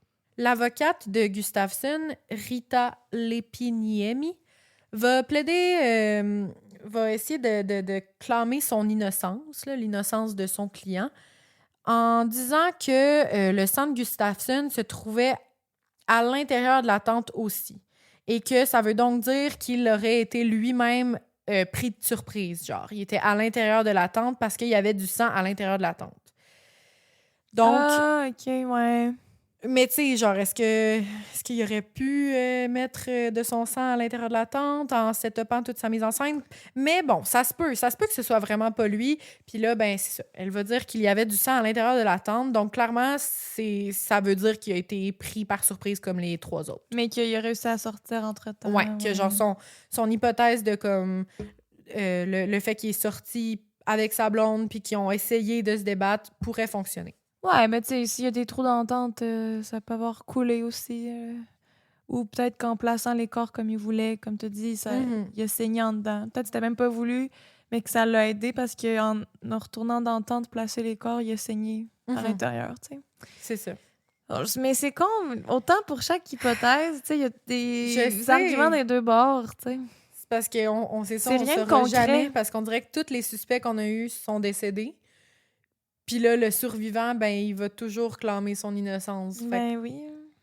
L'avocate, Madame Lépiniemi toujours, va également dire que Gustafsson, avec la fracture à la mâchoire qu'il avait, puis le fait qu'il ait été autant sonné, il y avait des lésions cérébrales puis une commotion, il n'aurait pas été capable genre de commettre le meurtre violent de 3 personnes par la suite.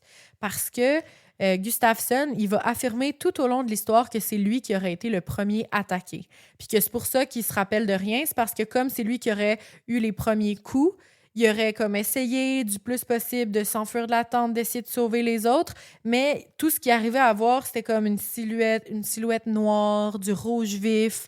Tu sais, il va vraiment dire qu'il a été sonné dès le début, puis il va dire ça jusqu'à la fin.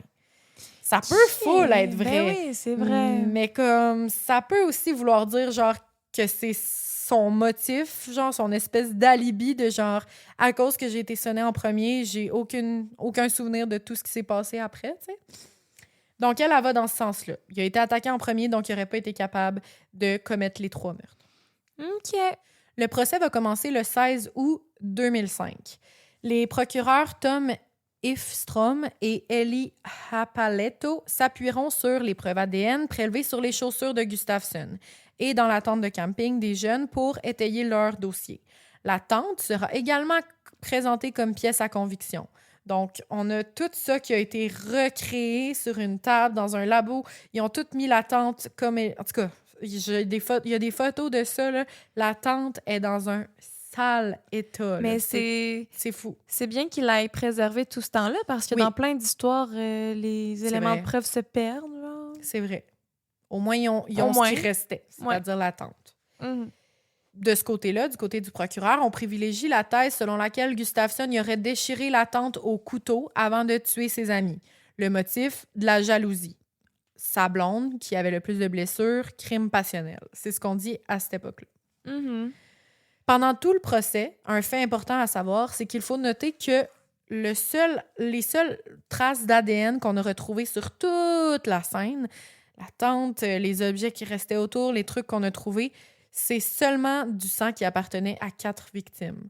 Donc, le meurtrier, peu importe qui est-ce qu'il est, il y a personne d'autre qui a laissé leur sang.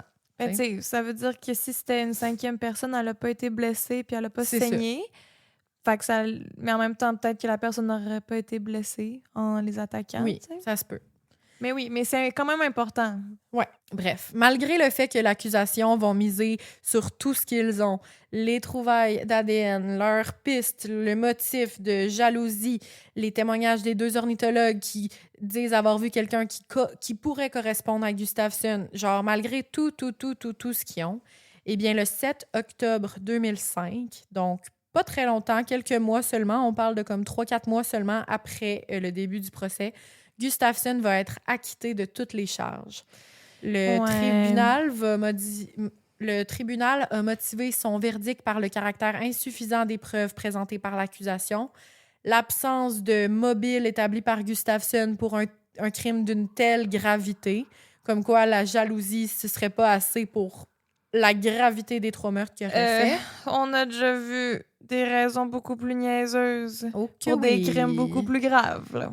Oh que oui! Écoutez tous nos anciens épisodes. Exactement. La jalousie est un très bon motif. Ouais.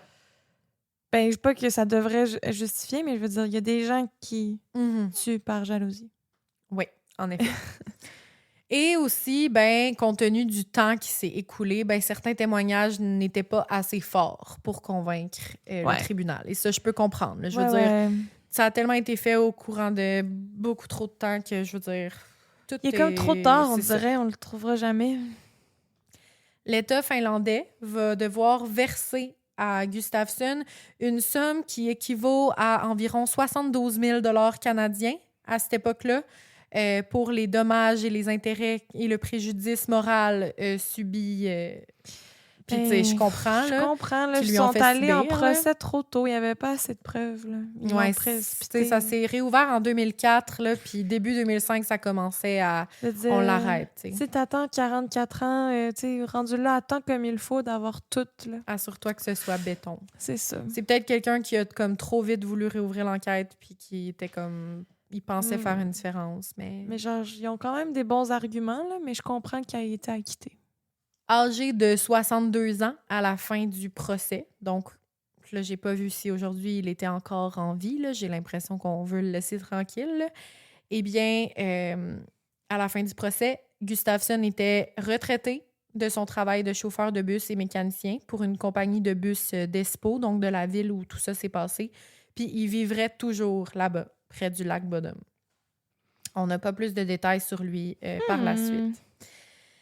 Ce qu'il faut savoir, et c'est avec ça que je veux terminer, c'est que une telle histoire autant intense, autant macabre, qui s'est passée dans un camping, une tente ensanglantée, puis aucune résolution surtout, ben ça permet comme de cultiver une espèce d'imaginaire collectif, puis ça rentre dans l'histoire du pays, les légendes, le tout folklore. Ça. Tout le monde en parle. Puis cette histoire-là, elle aurait même inspiré plusieurs choses par après, dont un groupe de heavy metal qui, par la suite, se serait baptisé Children's of Bodom. C'est le nom de leur groupe, donc un groupe d'heavy metal qui s'appelle les Enfants du lac Bodom et qui aurait même utilisé cette espèce de folklore-là, cette espèce d'histoire improbable autour de tout ça pour commercialiser leur propre bière, la bière qui appartient au groupe d'heavy metal, brassée avec l'eau du lac Bodom. Genre, c'est un peu morbide, là, tu sais, de nommer leur groupe en le nom de ce drame, puis... De faire de la bière avec l'eau du lac. Ouais, un groupe de métal finlandais, là, donc de la région, là. Ouais, je suis pas trop sûre de tout ça. Ouais, je trouve ça un petit peu macabre. Ensuite, il y a aussi un film qui est sorti en 2016, un film d'horreur qui s'appelle Lake Bodom ou Bodom en finnois, là, genre là-bas. Un film d'horreur qui a été inspiré. C'est pas exactement les faits réels, comme on sait pas grand-chose des faits réels. C'est ça. Mais il a été inspiré de ça. Puis bon, c'est sûr, là, genre c'était sûr que ça allait arriver. Il y a plusieurs personnes qui pensent que certains films de la saga Vendredi 13 auraient été inspirés de cette histoire. Et en tout cas, je sais pas si vous avez écouté les films ou quelques-uns, ou en tout cas, il y en a tellement, là, mais genre, je comprends de où ça vient, là. Comme on le disait au début de l'épisode, genre un homme fucked up qui sort des bois et qui attaque du monde sans raison puis qui disparaissent. C'est ça. Et oui, c'est ça. C'est comme ça que j'avais connu le cas, là. Ça disait l'histoire qui aurait inspiré Friday the 13th. Mais il me semble que ça avait été un peu debunk. Genre, les réalisateurs ou les scénaristes, ils disaient non, c'est un hasard. Mais tu sais, peut-être que la source qui les a inspirés, celle-là s'est inspirée du Lake Bodom. Tu sais, ça a dû se mélanger un peu. T'sais. C'est ça. Il y a aussi un truc que j'ai trouvé puis qui m'a un peu creep, là. C'est un certain Felipe Tofani. Puis là, allez voir son site si vous voulez, là. Mais il se considère comme un peu un blogueur également, qui fait comme un peu... qui a son site Internet, puis qui raconte, genre, il se promène partout, genre sur la planète. Il va dans des lieux un peu, genre, creepy pour plein de différentes raisons. Puis il documente son parcours. Puis je suis tombée sur un de ses sites où est-ce qu'il va justement au lac Bodom. Puis c'est poche parce que, genre, la majorité des photos provient de son site web. Puis là, c'est genre des gens, genre avec des caméras un peu en mode tournage, genre qui vont au lac Bodom. Puis il assure dans son texte que pourquoi il a fait ça, c'est pas à cause de la tragédie. Non. C'est vraiment juste pour qu'on se rappelle que le lac Bodom, c'est comme un beau lieu à visiter, parfait pour faire du ski de fond, des hikes, tout ça. Mais tu sais, genre, sont littéralement sur le site, là, où ça s'est passé. Je veux dire, Genre, c'est vraiment louche. Mais comme, ils font plein de genres d'aventures, là, comme, il y en a que c'est pas nécessairement lié à des meurtres, là. Il y en a que c'est comme des usines abandonnées, des ci, des ça.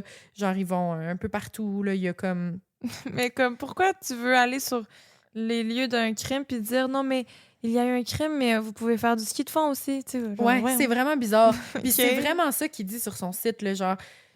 En tout cas, là, j'ai checké plusieurs pages. Il y en avait un qui s'appelait Le jeu de la dame à Berlin. Puis là, c'était à la suite d'un tournage Netflix. Lui, il a décidé de retourner sur les lieux. Puis, tu sais, il fait un peu n'importe quoi. Ils font un peu n'importe quoi, là, lui et son équipe.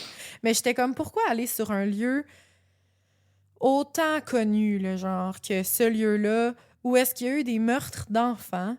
Puis de dire que, genre, tu y vas pas là pour les mauvaises raisons. Genre, clairement, tes intentions sont pas... Rendu là, moi, assume, là. Oui, tu vas pas là juste pour le ski de fond, là. Excuse-moi, là. T'sais. Tu vas là parce que c'est connu pour quelque chose d'autre. Ouais. En tout cas. Ensuite, j'ai vu une autre affaire en 2019. Il y a un article qui est sorti comme quoi il y avait des étudiants en archéologie qui prévoyaient aller faire des fouilles sur le site des meurtres du lac Bottom. Mais encore une fois, ça dit vraiment dans les articles qu'ils ne sont pas allés là pour trouver comme des preuves qui auraient manqué ou des trucs vraiment pas. Là. Par après, premièrement, le camping n'existe plus, il a fermé, tout a été changé de nom, tout a été réorganisé. C'est encore un beau parc national avec plein d'activités, mais ils n'ont pas fait exprès de garder ça comme un lieu où est-ce que le monde peut aller voir. Mais, bref, l'article qui parle de ces étudiants-là en archéologie, il raconte en fait que en faisant leur fouille, c'est pas genre des indices qu'ils trouvent, c'est des canettes de bière, des choses en fait qui montrent que exactement à l'endroit où il y avait la tente, parce que le monde là-bas le savent, là, exactement le lieu des meurtres, à tous les années, il y a des gens qui viennent fêter l'anniversaire. What? Encore en 2019. Puis eux, en allant faire leurs fouilles, puis tout ça, puis genre dans les forêts et tout, ils disent que genre la majorité des affaires qu'ils ramassent, c'est des déchets de gens qui vont genre célébrer. Faire le party. Ouais. Faire le party quand c'est l'anniversaire, genre quand c'est en juin, genre de chaque année. Voyons. Fait que le site, il est comme... C'est un trou, là, tu sais, il n'y a pas eu de monument, il n'y a pas eu rien. Mais les locals, genre, ils connaissent ça, puis ils vont à ce lieu-là, genre, se raconter des histoires, faire des feux de camp, puis être comme « Ouh, spooky! Est-ce que, genre, il y a le meurtrier du lac Bottom qui va venir en arrière de nous ce soir autour du feu, tu sais? » Puis ils se font des peurs, genre. Puis je suis comme « Oh boy! » En tout cas, c'est vraiment juste de ça qu'on se rappelle, c'est une chose d'y aller, là, puis tu sais, quitte à camper là. Mais c'est une autre de célébrer, de faire un gros party avec de la bière, laisser tes canettes traîner, tu sais, ça... Ouais. C'est une autre affaire. C'est vraiment en mode légende, spooky, un peu comme genre le monstre du lac, le monstre du Loch Ness ou des affaires de même, là. Tu sais, qu'on va sur les lieux puis on se raconte des histoires, mais là, c'est réellement un meurtre, là. Ouais. C'est arrivé pour vrai, la gang. C'est pas juste une légende. C'est de mauvais goût. Mais il faut juste se rappeler qu'à la base, c'était un meurtre. Peu importe ça a été fait par qui, il y a 3 personnes qui sont décédées de façon super violente puis qu'on se rappelle pas du tout aujourd'hui, là. Non, c'est... Parce que ça a été mangé par tout le sensationnalisme autour de tout ça. Tu sais, 4 jeunes qui s'en vont en camping, là, dans la forêt, tu sais. Ouais. Tragique. C'est vraiment tragique. Puis fâchant d'avoir aucune réponse, là. Fâchant d'avoir aucune réponse, puis fâchant d'avoir autant de potentiel coupable, genre. Puis qu'on pense que, genre, ah oui, ça se peut que ce soit lui. Ah oui, ça se peut que ce soit lui. Ah oui, ça se peut que ce soit le survivant. C'est trop bizarre, là. Hans, machin, là, l'allemand nazi, là. C'est quand même bizarre, ça aussi, là. Ouais. Vous irez voir les photos, pour vrai, là, les genres de gros yeux globuleux, là, qui sont aussi aux funérailles et qui sont aussi dans la face de Hans Assmann. C'est juste plate que, genre, la majorité du monde qui ont été comme impliqués de près ou de loin dans cette affaire-là sont décédés, malheureusement, aujourd'hui, puis qu'on pourra jamais savoir. Puis qu'on ait potentiellement dérangé une victime à sa retraite. Un papa de 2 enfants avec sa femme, qu'on l'ait dérangé pour lui dire « Hey, by the way, on essaie de t'accuser pour meurtre. » C'est ça, de tes amis, de ton ex, ben ta blonde. Oui, puis que ça dure 30 secondes, puis 30 secondes après, on te dise « Hey, non, pour vrai, on est désolé, genre, t'es acquitté. » Tu sais, je comprends qu'il y ait eu genre de l'argent pour ça quand même, parce que c'est comme un gros manque de professionnalisme, là. Genre, ça s'est... Tu sais, il y avait rien, là. C'était pas... Ouais, en tout cas, il y avait quelque chose, mais c'était pas suffisant. Mais je trouve que ça reste le témoin... le suspect, pardon, le plus probable des gens qu'on a comme suspect. C'est peut-être quelqu'un d'autre complètement aussi qu'on n'a juste jamais trouvé, là. Mais je comprends, tu sais, que les gens le soupçonnent. Là. Il y a quand même... Ouais, genre, c'est lui qui a le plus de motifs, mettons. Ouais. Tu sais, si c'est quelqu'un d'autre comme Assman, c'est genre, pourquoi il était là? Pourquoi à ce moment-là? Puis pourquoi il a décidé de faire ça? Ouais. Pourquoi eux? Ça se peut, là, que ce soit un total fou qui était dans les bois puis qu'il a juste choisi du monde au hasard. Fort probable. Mais, mettons, un gars sous de 18 ans qui est jaloux puis que là, sa blonde, il décide de, genre, l'achever, poignarder après la mort, juste elle, puis que lui, il avait pas tant de blessures. Tu sais, il y a quand même beaucoup de raisons qui nous poussent à croire que c'est peut-être lui. Ouais. Puis bon, là, il vit sa retraite. Je sais pas s'il est encore en vie, mais bon, on saura jamais. À moins d'une confession sur son lit de mort. Mais encore là, on en a eu 2, puis on n'est pas sûr que c'est vrai. Puis c'est ça, on le sait même pas. Anyway. Mais... Bravo, c'était comme un cas différent. On faisait comme notre propre opinion, notre propre petite enquête. C'est ça. Vous nous direz ce que vous pensez de tout ça. Êtes-vous team Gustafsson ou team Assman ou team I don't fucking know? Oui, on est curieuse d'avoir votre avis. Qu'est-ce que vous en pensez? Puis faites attention à vous si vous allez en camping, mon Dieu! Oui. Ou en forêt tout court. Oui. On vous souhaite rien de mal. Exactement. Et on vous aime. Et on se retrouve la semaine prochaine, sinon, pour mon épisode. Oui! J'ai hâte de savoir. On se rappelle, la gang?